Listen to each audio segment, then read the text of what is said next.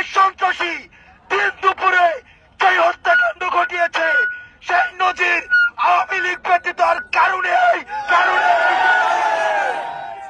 এই ইস্কনকে নিষিদ্ধ করতে হবে, সাইফুল হত্যার বিচার করতে হবে এবং আওয়ামী লীগের যেসব সন্ধ্যা গুন্ডা এখনো হচ্ছে রাস্তাঘাটে ঘুরে বেড়ায় তাদেরকে দ্রুততম সময়ের মধ্যে গ্রেফতার করতে হবে।